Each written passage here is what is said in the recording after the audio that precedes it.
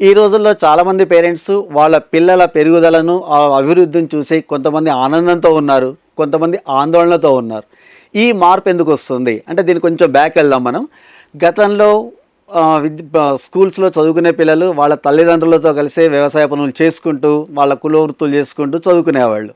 ఆ తర్వాత ఒక తరం మారిపోయింది. ఇంకొక తరంకి వచ్చేసరికి ఏమవుతుందంటే, అప్పుడు ఏం జరిగింది? పెరిగిన పిల్లలు పెద్దవాళ్ళయిన తర్వాత వాళ్ళు కుల వృత్తులతో పాటు, వ్యవసాయం వాటితో పాటు చేసుకుంటూ, చదువుకొని వాళ్ళ పిల్లల్ని చదివించుకున్నారు. ఇప్పుడు ప్రెజెంట్ ఉన్న థర్డ్ జనరేషన్ వాళ్ళ పిల్లలన్నమాట. అంటే వీళ్ళు ఏం చేస్తున్నారు? వీళ్ళు ఆలోచించేది ఏంటంటే, మా పిల్లలు ఇబ్బంది పడకూడదు, మా పిల్లలు మేము పడ్డ కష్టాలు వాళ్ళు పడకూడదు అని ఆ ధోరణి బాగా డెవలప్ అయిపోయింది. వాళ్ళని కష్టపెట్టకుండా మొత్తం భారమంతా వీళ్ళ మీద వేసుకొని పిల్లల్ని పెంచుతూ వస్తున్నారు. సో జనరల్గా సాధారణంగా ఇప్పుడున్న పిల్లల పరిస్థితి ఆలోచించినట్లయితే, ఇంతకుముందు గతంలో పెదనాన్న, పెద్దమ్మ, పిన్ని, బాబాయ్, అమ్మమ్మ, నానమ్మ, తాతయ్య వీళ్ళంతా ఇప్పుడు మాయమైపోయారు. వీళ్ళెవరు లేరు ఇప్పుడు ఇక. అంటే ఒక రూమ్లో అమ్మ, నాన్న, పిల్లలు అంతే, 4 గోళ్ల మధ్య పెరుగుతున్నారు. వాళ్ళకు తోచింది వాళ్ళు చేసుకుంటున్నారు. వాళ్ళు వద్దనే వాళ్ళు కూడా లేకుండా పోతున్నారు అనమాట. సో దీనికి ఒక చిన్న ఎగ్జాంపుల్ చెప్తాను మీకు. జరిగిన 2 సంఘటనలు తీసుకుందాం. ఒక సంఘటనలో ఏం జరుగుతుందంటే, తల్లి, తండ్రి, ఒక బాబు, ముగ్గురు కలిసి ఒక వాతావరణంలో పెరుగుతున్నారు. అనుకోని కారణాల వల్ల తండ్రి చనిపోయిండు. ఆ పిల్లవాడి భారం అంతా కూడా తల్లి మీద పడింది. ఆ తల్లి ఏం చేస్తుంది, అక్కడ వేరు పనులు చేసుకుంటూ వాడిని చదువుల కోసం ట్రై చేస్తుంది. అక్కడ అయిపోయిన తర్వాత వ్యవసాయం అన్నీ వదిలిపెట్టేసి పక్క దగ్గర సిటీకి వచ్చేసి ఆ పిల్లవాడిని ఇంకా బాగా చదివించాలని బాగా కష్టపడుతూ వస్తుంది. ఆమె చదివిస్తుంది. వాడు బాగా కష్టపడుతున్నాడు, ఒక ఐఏఎస్ ఆఫీసర్ అయిపోయాడు. సో అది ఒక సంఘటన. ఇక రెండవ సంఘటన కూడా ఉందండి. ఏంటంటే, అదే ఒక ఫ్యామిలీ ఉన్నప్పుడు, తల్లి, తండ్రి, బాబు కలిసి ఉన్న ఫ్యామిలీలో అదే కొన్ని కారణాల వల్ల తండ్రితో తల్లి డివైడ్ అయిపోయింది, వేరే వాడిని పెళ్లి చేసుకుంది. ఆ తర్వాత మళ్ళీ వీళ్ళంతా కలిసి ఒక దగ్గర ఉంటున్నారు. ఇక వాళ్ళ తల్లికి వేరే లేకుండా ఎప్పుడు తాగుడు, తినుడు, వేరే ఫ్రెండ్స్తో ఎంజాయ్ చేయడం ఇదే సరిపోయిందనమాట. ఈ పరిస్థితిని వదిలేసుకొని తల్లి మళ్ళీ ఆ వాతావరణంలో పెరిగిన కొడుకు తల్లికి నెగిటివ్గా, వ్యతిరేకంగా తయారవుతాడు. వాడు సంఘ విద్రోహ శక్తిగా తయారయ్యాడు. అంటే ఇద్దరు పిల్లలు వేరు వాతావరణాల్లో తల్లులు పెంచడం వల్ల జరిగిన మార్పు ఇక్కడ అబ్జర్వ్ చేసుకోండి మీరు. అంటే ఇక్కడ మనం కూడా మన పిల్లల్ని పెంచేటప్పుడు కొన్ని రకాల పద్ధతులు, 4 రకాల 5 రకాల పద్ధతులు మనం పాటించాలి. దాన్ని మనం గ్రేట్ వాల్యూస్ అని పిలుస్తున్నాను నేను. ఇక్కడ గ్రేట్ వాల్యూలో GREAT అని స్పెల్లింగ్లో తీసుకున్నప్పుడు ఒక్కొక్కటి తీసుకుందాం. ఒక పిల్లవాడిని మనం పెంచేటప్పుడు ఫస్ట్ గ్రేట్ వాల్యూలో వచ్చేది జీ అంటే ఏంటంటే గివింగ్. అంటే తల్లి కానీ తండ్రి కానీ ఒక పిల్లవాడిని పెంచేటప్పుడు గివింగ్ నేచర్ని మనం అలవాటు చేయాలి. అంటే సాధారణంగా చిన్నప్పుడు మీరు చేసే ఉంటారు. మనం తినేటప్పుడు చుట్టుపక్కల ఉన్న వాళ్ళకి చిన్న చిన్న ముక్కలు చేసి ఇవ్వడం, లేదనుకుంటే ఒకళ్ళు తినతో ఇంకొకళ్ళకి ఇవ్వడం, అట్లా షేరింగ్ ప్రాసెస్ ఉండేది. ఇప్పుడు మనం అబ్జర్వ్ చేసినట్లయితే చాలామంది కుటుంబాల్లో చాలామంది తల్లులు వాళ్ళ పిల్లలకి బాక్సులు పెట్టేటప్పుడు, అమ్మ నువ్వే తిను, నాన్న నువ్వే తిను, మీ చుట్టుపక్కల వాళ్ళకి ఎవరికి ఇవ్వకని చెప్తున్నారు. అది కరెక్ట్ కాదండి. సో దాంట్లో ఫస్ట్ మన గివింగ్ నేచర్ అలవాటు చేయాలి. రెండవది గ్రేట్లో వచ్చేది ఆర్ అంటే ఏంటంటే దాని responsibility. That is reading books our responsibility.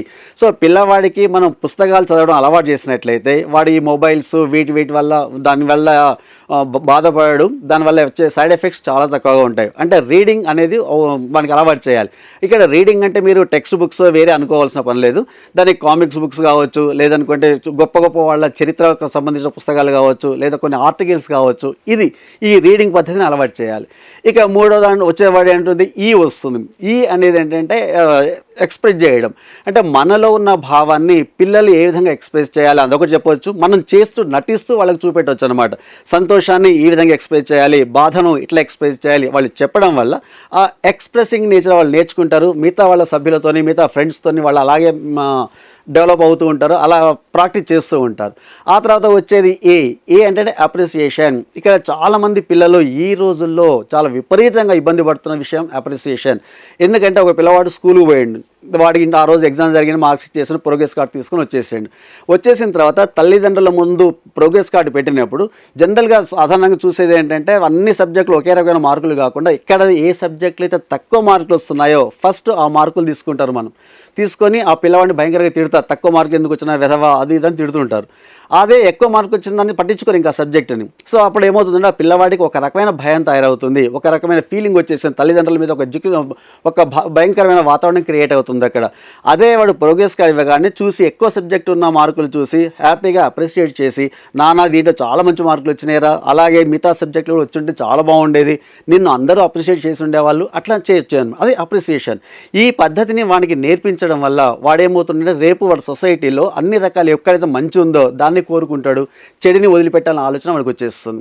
ఇక లాస్ట్ గ్రేట్లో ఉన్నది ఏంటంటే టీ అనేది ఏంటంటే జస్ట్ సింపుల్ ట్రై న్యూ. అంటే ఏంటంటే మీరు జనరల్గా ఆలోచించండి, ఈ 5-6 నెలల్లో మీ పిల్లవాళ్ళకి ఏదైనా కొత్తగా ట్రై చేశారా అది చూడండి. కొత్తగా ట్రై చేయకపోతే మీరు కొత్తగా ట్రై చేయండి. కొత్తగా ట్రై చేయండి ఇన్ ద సెన్స్ వాడికి ఎప్పుడు తిన్న ఆహారం తయారు చేసి ఇవ్వండి, లేదా ఎప్పుడు చదివిన బుక్స్ చూపించండి, లేదా ఎప్పుడు ఎక్కడికి తీసుకెళ్ళండి, వాతావరణంలోకి తీసుకెళ్ళండి, లేదా కొత్త ఫ్రెండ్స్ని పరిచయం చేయండి. ఇట్లా కొత్త ట్రై చేయాలన్నమాట.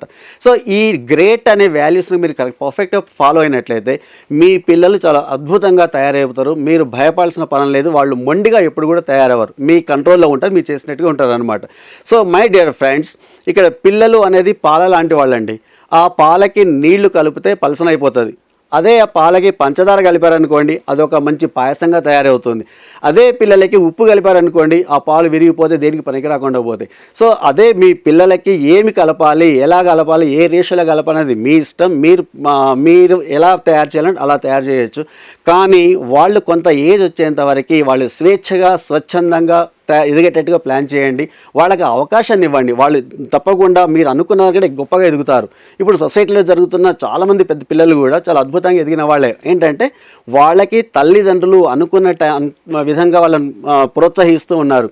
అంటే జనరల్గా ఏం చేస్తున్నామంటే మనకి హాలిడేస్ వచ్చినా లేదా ఏదున్నా కానీ పిల్లవాళ్లతో టైం స్పెండ్ చేయాలనే విషయాన్ని మర్చిపోయి జస్ట్ ఏదో ఒకటి 10 నిమిషాల కోసమో అర్ధగంట కోసం ఏదో తినిపించేసుకొని బయట తీసుకొచ్చి చేస్తున్నాం, మళ్ళీ ఇంట్లో ఉంచుతున్నాం, మీకోసం ఇంత టైం స్పెండ్ చేస్తున్నాం, బిల్డప్ ఇస్తున్నాం మనం నిజంగా పేరెంట్స్ మనం ఆలోచిస్తే. కానీ ఫ్రెండ్స్ అది కరెక్ట్ కాదు. ప్రతిరోజు కొంత టైం ఆ పిల్లవాడికి టైం ఇవ్వండి. మీ పిల్లలకి కొంత టైం స్పెండ్ చేయండి మీరు. దానివల్ల ఏమవుతుందంటే ఆ పిల్లవాడికి మీకు మధ్యలో మంచి కోఆర్డినేషన్ ఏర్పడుతుంది. వాడు చేస్తున్న విషయాలన్నీ మీకు చెప్పినట్లయితే వాడు తప్పు చేస్తుండా లేదా కరెక్ట్ చేస్తుండా అని మనం రెక్టిఫై చేసేంత అవకాశం మనకు దొరుకుతుంది. మనం అద్భుతంగా తయారు చేయొచ్చు. సో మై డియర్ ఫ్రెండ్స్, మీరెవరు కూడా పిల్లల విషయాల్లో ఆతృత పడకండి, ఇబ్బంది పెట్టకండి, మీరు ఇబ్బంది పడకండి. వాళ్ళని స్వేచ్ఛగా ప్రశాంతమైన వాతావరణం ఎదగనివ్వండి. మీరు పిల్లలతో బయటికి వెళ్ళినప్పుడు ఏం చేస్తున్నామంటే సాధారణంగా మనమే దగ్గరుండి పిల్లల్ని ఆడిపిస్తూ ఉంటాం. అలా కాకుండా పిల్లల్ని వాళ్ళ సొంతానికి వదిలేసినట్లయితే వాళ్ళలో సృజనాత్మకత డెవలప్ అవుతుంది. వాళ్ళకి ఆలోచన శక్తి లేదా నిర్ణయం తీసుకునే శక్తి వాళ్ళలో డెవలప్ అవుతుంది. కాబట్టి ప్రతిదానికి మీరు ఒక దగ్గరికి తీసుకెళ్ళిన తర్వాత ఒక గేమ్ తర్వాత ఇంకో గేమ్, తర్వాత ఇంకో గేమ్, ఇట్లా రిస్ట్రిక్షన్, ఒక సబ్జెక్ట్ తర్వాత ఇంకో సబ్జెక్ట్ చదివినట్టు కాకుండా వాళ్ళని వదిలేసేయండి ఫ్రీగా. వాళ్ళు హ్యాపీగా ఆడుకుంటారు, వాళ్ళు డెవలప్ అవుతారు, వాళ్ళు నిర్ణయం తీసుకునే శక్తి వాళ్ళకి వస్తుంది. ఈ చిన్న పద్ధతులే కానీ మీకు దాని పిల్లల వల్ల చాలా ఎఫెక్ట్ చూపిస్తుంది. వాళ్ళ ఇంపాక్ట్ చాలా ఉంటుంది. తల్లిదండ్రులు అంటే విపరీతమైన గౌరవం ఏర్పడుతుంది వాళ్ళకి. ఎవరికైతే తల్లిదండ్రుల మీద గౌరవం లేని వాతావరణంలో పెరిగిన పిల్లలు ఉన్నారనుకోండి, వాళ్ళతో ముందు చాలా ఇబ్బందులు పడాల్సి వస్తుంది ఇప్పుడున్న పేరెంట్స్. అంటే ఇప్పుడు మనం జరుగుతున్న సిచ్యువేషన్లో సొసైటీలో జరుగుతున్న ప్రాబ్లమ్స్ అన్నీ కూడా అవే అండి. ఎవరైతే ఆప్యాయతతోని తల్లిదండ్రులతో చాలా దగ్గరగా క్లోజ్గా ఉంటారో వాళ్ళు డెఫినెట్గా సక్సెస్ అవుతారు. 100% వాళ్ళు అనుకున్నది రీచ్ అవుతారు.